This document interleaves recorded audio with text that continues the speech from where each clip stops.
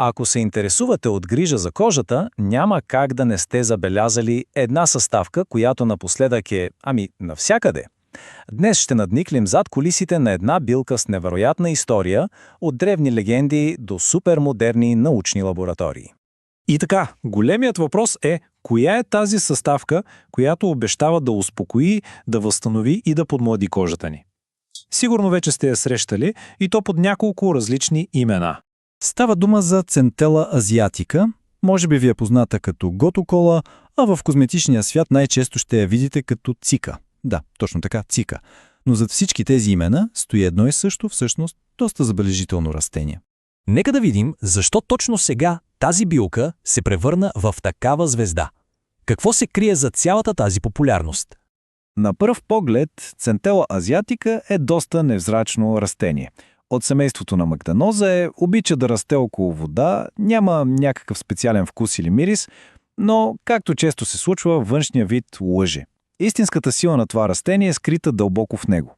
Преди да влезе в лъскавите опаковки на серумите ни, тази билка е била истинска легенда в продължение на хиляди години и историята й е просто завладяваща.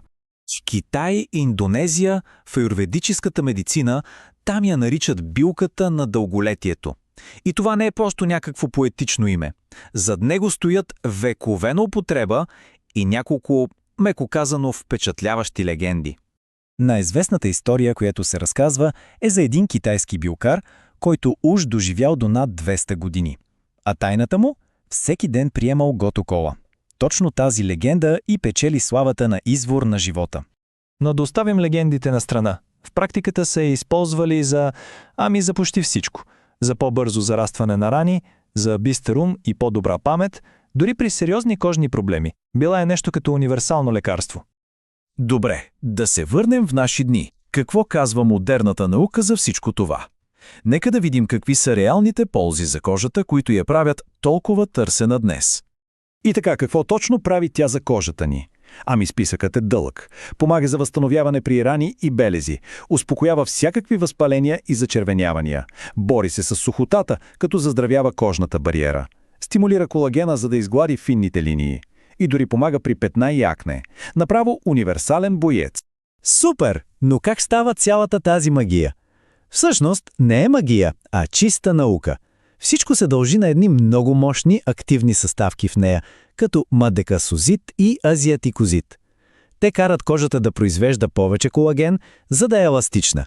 Укрепват защитната й бариера, за да не губи влага. И я пазят с антиоксиданти от онези вредни свободни радикали от околната среда, които ни състаряват. И ако си мислите, че това е всичко, почакайте. Ползите може би не спират само до кожата. Науката вече проучва и други потенциални приложения на тази невероятна билка. Тук обаче е важно да направим едно уточнение. Тези данни са все още предварителни. Науката продължава да изследва тези ефекти, така че е добре да сме предпазливи с големите очаквания. Но все пак само си представете. Проучва се потенциала на готокола да подобрява паметта, да помага при стрес и тревожност, дори да действа като лек антидепресант. Това просто показва колко много странна може да бъде тази билка. И така стигаме до финала. Нека да обобщим цялото това пътешествие. От древната мъдрост до модерната наука. Пътят на тази билка е наистина невероятен. От митичен извор на живота, свързан с легенди, през основен лек в традиционната медицина на изтока, до абсолютна звезда в модерната козметика, чието ползи науката вече потвърждава една по една.